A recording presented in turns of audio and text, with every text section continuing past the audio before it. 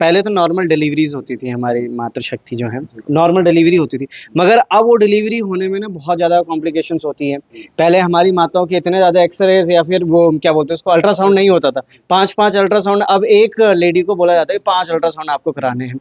फिर क्या होता है, एट द एंड बोल दिया जाता है कि नहीं इसका सी सेक्शन होगा, मतलब कि उसके पेट फाड़ के तब बच्चे को बाहर निकाला जाए। वो तो चलो इतना सब कुछ हो जाता है। फ्यूचर में उनके बैक में बहुत ज़्यादा पेन हो जाता है, वो बैठ नहीं पाती हैं ज़्यादा देर तक या फिर झुक नहीं पाती हैं।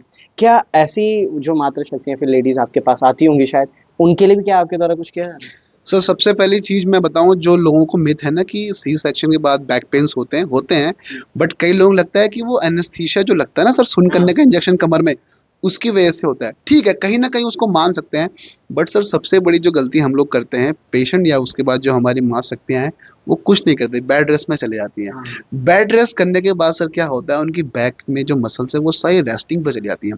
रेस्टिंग पे करेगा क्या है, मसल शांत हो जाती है, और वो शांत होके क्या है, फिर बच्चे को फीड कराना हो, बैठना हो लेटना हो, बैठना हो लेटना हो, तो मसल में सर इतना लोड नहीं आ पाता, जिसकी वजह से वो मसल बिल्कुल कमजोर हो जाती है। तो और डॉक्टर्स ही बोलते हैं कि आपको बेड रेस्ट करना है, अब तो आप कम से कम 13-14 दिन तो आप बेड में रहिए, नहीं तो 21 दिन तो रहना ही रहना है। सर अगर कोई अच्छा गायनी डॉक्टर होगा, वो हमेशा सजेस्ट करेगा कि आप डाइट प्रेगनेंसी के बाद और डिलीवरी के बाद एक फिजियो से मिलें। फिजियो सर, कीगल्स एक्सरसाइज, आज की डेट में सर बहुत सारी चीज़ें हो गई हैं जो आफ्टर डिलीवरीज बहुत हेल्प कर रही हैं हमारी फीमेल्स को। आप देखेंगे कीगल एक्सरसाइजेज में हमारा पूरा पेल्विक फ्लोर, जो नीचे का एरिया है, वो बिल्कुल मजबूत करती हैं। फिर हमारी बैक की एक्सरसाइज सर बहुत अच्छी होती है, जिनकी वजह से आने वाले पेन्स बिल्कुल चले आते हैं। जो गायनीज सजेस्ट कर रहे हो, मैं गायनीज को भी सर यहाँ से बोलना चाहूँगा कि आप प्लीज़ पोस्ट प्रोसीजर्स में भी आप प्लीज़ फिजियोथेरेपी को रिकमेंड करो, और उनको बताओ कि ये चीज़ मैंडेटरी है। मतलब डिलीवरी से पहले भी ऐसा कुछ होता है? बिल्कुल sir, delivery, with in delivery trimester, आप फर्स्ट सेकंड थर्ड ट्राइमेस्टर तीनों टाइम पे फिजियोथेरेपी इज वेरी इंपॉर्टेंट। मैं सबको बता दूं, फिजियोथेरेपी बहुत इंपॉर्टेंट है, आपको ये हर फेज में करवानी चाहिए, और डिलीवरी के बाद तो सबसे इंपॉर्टेंट है सर। कहीं ऐसा तो नहीं है सर आप फिजियोथेरेपिस्ट हैं इसलिए आप बोल रहे हैं फिजियोथेरेपी होनी चाहिए? सर अगर हम तो देखो इंडिया में रहते हैं, पर आप वेस्टर्न कल्चर्स देखेंगे तो वहाँ पे सबसे इंपॉर्टेंट फिजियोथेरेपी माना जाता है। सर फिजिकल थेरेपी है सर, ना कोई मेडिसिन दे रहे हैं, ना सर कुछ दे रहे हैं हम लोग, हम सिर्फ एक्सरसाइज बेस्ड काम कर रहे हैं। सर वो किसके लिए खराब होगा आप बताइए? एक्सरसाइज कोई खराब चीज होती है क्या? लोग कब से एक्सरसाइज कर रहे हैं सर, रामदेव बाबा जी एक्सरसाइज कर रहे हैं, वो खराब हो गए, वो फिट है बिल्कुल, देखो आप। तो एक्सरसाइज करना सर अच्छा है, उसमें कोई दिक्कत नहीं है, सब करें। मैं एक और चीज़ देखता हूँ सर, जैसे ये है आपने एक डमी रखा है यहाँ पे, मैं इसको थोड़ा और क्लोज करूंगा, कैमरे में भी आ रहा होगा। ये घुटना है सर, मैं अगर मैं इसको इसको ऐसे कर देता हूँ ताकि कैमरे में आ जाए, आप समझ। ये घुटने पे ये जो मसल्स है, कई लोगों की दिक्कत होती है कि उनको मसल्स के या तो यहाँ पे पेन हो रहा होता है या तो यहाँ पे पेन हो रहा होता है। तो ये किस चीज का कारण है, ये वही है ग्रीस खत्म हो जाना है या फिर? बेसिकली अगर आप देखेंगे तो ये हमारा नी जॉइंट है, इसको हम पीछे से देखेंगे तो ये पीछे वाला हिस्सा है, ये सामने का हिस्सा है, और ये साइड का हिस्सा है। जो आप मसल का अटैचमेंट बोल रहे हैं सर, ये बैंड्स होते हैं सर नी के आसपास, वो टाइट हो जाते हैं उन लोगों के साथ जिनका कोई काम नहीं है। उनको अपनी भाषा में हम सेडेंटरी लाइफस्टाइल बोलते हैं, जो बंदे खाते हैं, सोते हैं और मस्त रहते हैं। तो उनके साथ क्या होगा सर, मसल में लोड पड़ना चालू हो जाएगा और मसल टाइट हो जाएगी।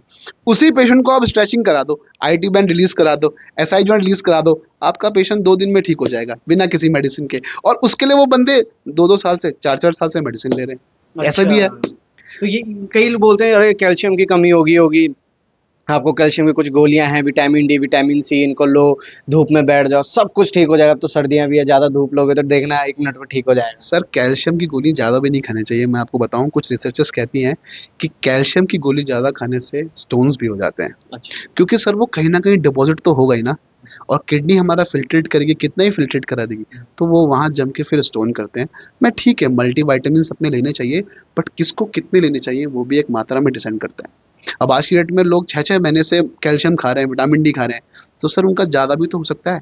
डेफिशिएंसी अलग चीज़ है कि किसी की बॉडी में कमी है, पर ज़्यादा हो गया सर वो भी खराब है। बिल्कुल सही बात। तो उसको बीच बीच में चेक करने के लिए अपने ब्लड टेस्ट, रेगुलर चेकअप्स अपने कराएं, अच्छा जिससे सर, पता जो जो लोकल है वो तो आपके पास आए, उन्होंने अपना इलाज कराया, फिर गए, फिर कल भी आ सकते हैं, मगर जो दूर से आ रहे हैं, या तो मान लिया जाए कोई देहरादून से ही आपको, क्योंकि हम जॉली ग्रांट में इस वक्त हैं, अगर हम देहरादून से भी हो तो उसके लिए बहुत हेक्टिक हो जाएगा, अगर कोई पैरालाइज्ड है उसको वहाँ जाना फिर वापस आना। आपकी तरफ से क्या प्रोवाइड किया जा रहा है? आपने बोला अभी मेरे पास हैबिटेशन आपने बना रखा है, उसके बारे में क्या बोलूँ? सर पेशेंट कहीं से भी आए, ऑल ओवर इंडिया, हमारे पेशेंट कई ऐसे हैं जो बाहर से भी आते हैं, तो उनके लिए हमारा यहाँ पे न्यूरो रिहैब सेंटर पूरा है, जिसमें आपको सारी फैसिलिटी दी जाती है, रहने की सुविधा, खाने की सुविधा, और प्रॉपर टाइम पे फिजियोथेरेपी। तो उसका एक प्रॉपर हमारा एक पैकेज होता है पेशेंट के अकॉर्डिंग कि पेशेंट किस तरीके का आ रहा है। अगर स्ट्रोक पेशेंट है तो उसके अलग है, किसी का घुटने बदले हैं, किन्होंने रिप्लेसमेंट कराए हैं, तो वो भी लोग रिहैब ले सकते हैं, प्रॉपर अपना रुक सकते हैं और अपना कंप्लीट ठीक। मेरा तो सर ये होता है कि मैं यहाँ से पेशेंट स्ट्रेचर में आता है या वॉकर में आता है, तो मैं चाहता हूँ कि पेशेंट यहाँ से बिल्कुल अपने पैरों में चल के अपने घर पहुँच जाए। मुझे बड़ी खुशी मिलती है सर मैं इसमें। मैं सुंदर सा केस जानना चाह रहा हूँ आपसे, जिसमें कि उसको कई साल हो गए हों ऐसे और बहुत ज़्यादा परेशान हो किसी एक प्रॉब्लम की वजह से, जो आप ठीक कर सकें। मैं एक केस ऐसा जानना चाह रहा हूँ, एक तो बारे में तो मुझे पता है, कोई एक और ऐसा केस जिसको बोलने के बाद आपको लगा घर पे बैठकर आपने अपने पिताजी से बोला, "पापा आज जो आए थे ना, उन्होंने बहुत दुआएँ दी कि भाई मैं ठीक हो गई।" सर एक केस हमारे पास आया था श्रीनगर गढ़वाल का। आंटी का सर बेसिकली क्या था कि वहाँ पे डायग्नोस उन्होंने कराया था, उनको कमर में दर्द था। डॉक्टर ने बताया नहीं कि कमर दर्द है, उन्हें भेज दिया नीचे। तो पेशेंट का जब हमने डायग्नोस कराया सर, उनका बाल बराबर फ्रैक्चर था कमर में। वो किसी ने डायग्नोस ही नहीं किया। तो हमारे स्वास्थ्य की समस्या जो समझो या उनसे नेग्लेक्शन हो गया है, कुछ हो गया है। तो हमने जब यहाँ पे एक्सरे करा के देखा तो बाल बराबर फ्रैक्चर था। तो बाल बराबर फ्रैक्चर ऐसा जो भी थोरेसिक वर्टिब्रा पे जो बीच वाली हड्डी होती है रीढ़ की वहाँ पे, अब वहाँ पे ना ऑपरेशन कर सकते सर ना कुछ कर सकते। और पेशेंट ऐसे ही आया सर, बस में धक्के खाते हुए, झटके लगाते हुए। तो जब मेरे पास पेशेंट पहुँचा, तो हमने सबसे पहले उनको ब्रेस दिया। ब्रेस होता है सर पहनने का, जिससे बिल्कुल हड्डी बिल्कुल फिक्स हो जाए। उसके बाद ब्रेस लगा के हमने उनको प्रॉपर रिहैब पे रखा, प्रॉपर मोबिलिटी कराई और धीरे-धीरे करके 21 दिन के बाद जब हमने एक्सरसाइज करना चालू किया, तो पेशेंट की मोबिलिटी अच्छी हो गई। कल ही वो आंटी मेरे पास आई थी सर, अपना फ़ॉलो-अप करने के लिए और मुझे ब्लेसिंग देके गई हैं। और वो बंदी ऐसी थी सर जिनको डॉक्टर ने बोला था कि अब ये ठीक नहीं हो सकती। तो मुझे उनकी लाइफ वापस, क्योंकि उनका असर करने वाला कोई नहीं है। वो एक ऐसी लाचार महिला है सर, जो सब कुछ खुद ही कर रही थी। तो मैंने उनको देखा, वो आंटी यहाँ आई। सर वो ट्रैवल करके यहाँ आई, फिर यहाँ से अपना दिखा के मुझे सारी चीज़ें ब्लड रिपोर्ट करके वापस गई हैं। तो मुझे बड़ी खुशी मिली कि मैं ऐसे की मदद कर पाया, इसका कोई नहीं है सर, और इसका कोई नहीं है उसके लिए हम हैं। मैं आज आपके माध्यम से बोलना चाहता हूँ, अगर किसी पे सर पैसा नहीं है, कुछ नहीं है, आपको ऐसी बीमारी है, आप यहाँ आके मैं उनका फ्री ऑफ कॉस्ट इलाज करूँगा। उसकी कोई टेंशन नहीं है। मैं चाहता हूँ सर अपने लोगों के लिए जितना कर सकते हैं बेस्ट है बेस्ट। अच्छा, हमने स्टार्टिंग में सामाजिक भी एक वर्ड यूज़ किया था। अब मैंने सुना भी था, आप ऑफ कैमरा हम देख भी रहे थे, कुछ पेशेंट से मैं ऐसे बात भी कर रहा था नॉर्मली, जब रैकी करने आए तो उन्होंने बोला कि नहीं जो सर हैं उनका नेचर बहुत अच्छा है। अच्छा, उनको सामाजिक भी कुछ क्या है ये सामाजिक? क्योंकि आजकल जो लोग हैं ज़बरदस्ती का अपना एक नरेशन सेट कर देते हैं कि भाई हाँ, मैं सामाजिक काम करता हूँ, मैं उसको ये देता हूँ, मैं उसको वो देता हूँ, मगर इसको ऑफ़िशियली अगर सिद्ध करते तो वो व्यक्ति होता है कि भाई जिसने करा है एक्चुअल में। क्या है आपकी तरफ से सामाजिक ऐसा? देखो सर, सामाजिक मैं पॉलिटिशियन तो हूँ नहीं सर, मैं एज़ अ डॉक्टर हूँ, तो मैं अपने फील्ड में सामाजिक क्या कर सकता हूँ? मैं सर ये कर सकता हूँ कि जो मेरे पास फैसिलिटी है, जैसे सर मैं यहाँ पे 100% काम करता हूँ, तो उसमें 30% चैरिटी पे काम करता हूँ सर। तो मैं अपने दादाजी के नाम पे 30% चैरिटी करता हूँ और सच में मैं जो भी हूँ आज उन्हीं की बदौलत हूँ। तो उन्होंने हमेशा मुझे जाते हुए बोला था, उनका देहांत हो गया सर, उन्होंने मुझे बोला था कि बेटा कुछ काम नेकी में डाल देना। तो नेकी वाले काम सर ये हैं कि जैसे कोई ब्लड टेस्ट है या कुछ एक्सरे हैं जो हमारे हाथ में रहते हैं और कोई सक्षम नहीं है सर उसे कराने के लिए, तो हम सर फ्री ऑफ कॉस्ट उसके टेस्ट करते हैं। अगर कोई आपका भी है, आपको लगता है कोई ऐसा बंदा है जिसको कराने हैं, आप मेरे पास भेजिए सर, उसकी प्राइस की कोई नहीं है, चाहे वो 10,000 के हो चाहे वो 20,000 के टेस्ट हो सर, वो मैं फ्री ऑफ कॉस्ट करूंगा। सर बोलता मैं कुछ नहीं हूँ, मैं काम करता हूँ। आपने देखा, आप लोगों से मिले, आपने जाना, तो मेरा सर यही सामाजिक है। मैं अपने फील्ड में जो कर सकता हूँ मैं वो कर सकता हूँ सर। हम देख रहे थे अभी काफ़ी लोग बैठे हुए थे बाहर इंतज़ार में अपने नंबर का। तो सर मैंने देखा है हर जगह टोकन नंबर बँटते हैं। आपके भी कोई टोकन नंबर्स हैं? सर टोकन नंबर ऐसा कुछ नहीं है। मैं आपको बता दूं, अगर किसी को इमरजेंसी है तो हमारे पास लोग भी समझते हैं कि हाँ कोई इमरजेंसी में पेशेंट आया तो उसको पहला देखा जाए। बाकी सर बड़े आसानी से चीज़ें होती हैं। टोकन नंबर का सिस्टम नहीं है और हम हर मरीज को समय देते हैं सर। ऐसा नहीं है कि मरीज देखा, लिखा और भेज दिया, नहीं सर। हम प्रॉपर समय देते हैं। मैं जानना चाहता हूँ उनके बारे में और उनको बताना चाहता हूँ कि उनको हुआ क्या है, तो मैं प्रॉपर ही कंसल्टेशन करता हूँ। मैं प्रॉपर एक टाइम देता हूँ सर मरीज को। अच्छा सर, अब ये तो चलो बहुत लंबी बात होगी हमारी। कोई अगर कनेक्ट करना चाह रहा है आपसे, कोई अपॉइंटमेंट है आपका, कोई वेबसाइट्स, क्योंकि आज की डेट में वेबसाइट्स बहुत ज़्यादा, कोई ज़रूरी नहीं है कि वो इसी से देखें। वो क्या पता वहाँ से वेबसाइट से आपसे कंसर्न करना चाह रहे जी। हो। सर मैं आपके माध्यम से भी आप बता दीजिएगा और लगा दीजिएगा इसमें। हमारी वेबसाइट है और ग्लोबली चलती है, chamoliphysio.com करके। chamoliphysio.com हमारी वेबसाइट है और हमारा गूगल में पेज भी है। तो उसको आप देख सकते हो, Chamoli physiotherapy and rehabilitation centre. आप जोलीगंज डालेंगे आपको डिस्प्ले हो जाएगा। और सर हमारा इंस्टाग्राम और फेसबुक प्लेटफॉर्म भी है। जिससे आप उससे हमें कनेक्ट कर सकते हो। तो मेरे कॉन्टैक्ट नंबर, अपॉइंटमेंट्स नंबर, सारी चीज़ें उसमें अवेलेबल रहेंगी। अच्छा, कॉन्टैक्ट नंबर्स मैं भी आपको अवेलेबल करवाता हूँ, स्क्रीन पर आप देख रहे होंगे।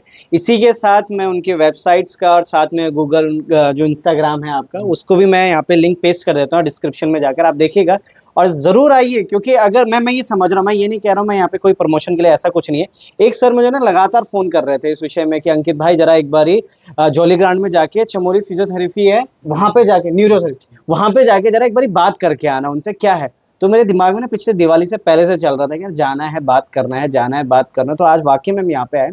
ये कोई प्रमोशन नहीं है, ये कोई वो नहीं है। ये मात्र मेरी उन मात्र शक्तियों के लिए जो कि वाक़ई में अपने पहाड़ों में रह रहकर सर पे बोझा उठाकर आज कमर दर्द में, कभी गर्दन के दर्द में, कभी मेरे जो ड्राइवर भाई हैं, उनका जो हाथों में स्टीयरिंग चला-चला के हाथों में दर्द। इनफैक्ट मुझे लगता है सर मेरे मैकेनिक भाई भी जो हैं, वो कस-कस के, वो नट कस करके उनको काफ़ी दर्द रहता है।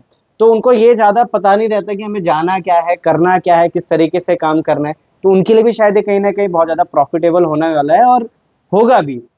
अब मुझे लगता है कि सर अगर आपने बोला है, वैसे भी चमोली जी हमारे पहाड़ के, तो चमोली जी के साथ तो बैठना हमारा अब मुझे लगता है मुझे आना भी चाहिए सर। कुछ लोग मेरे पास भी हैं जो कि ऐसी चीज़ों के बारे में बात करते हैं, जैसे कोई हैंडीकैप्ड हो गया, व्हील चेयर पे चल रहा है, उसका एक पैर तो ठीक है मगर दूसरा पैर वो नीचे रख नहीं पा रहा प्रॉपर। तो उसके लिए भी शायद मुझे लगता है कुछ होने वाला है। सर उसके लिए हमारे पास एम्पुटेशंस की सारी सुविधा होती है, प्रोस्थेटिक और स्टैटिक की भी सारी सुविधा होती है। और जितने कुछ हमारे प्राइवेट ऑर्गेनाइजेशंस हैं, जो एनजीओज़ हैं, वो बहुत हेल्प करते हैं। अगर आपके पास ऐसे लोग हैं तो हम उनसे कनेक्ट करवाइएगा। उनसे जो हमारे लिए हमारे से उनके लिए हो पाएगा, हम उसके लिए ज़रूर करेंगे।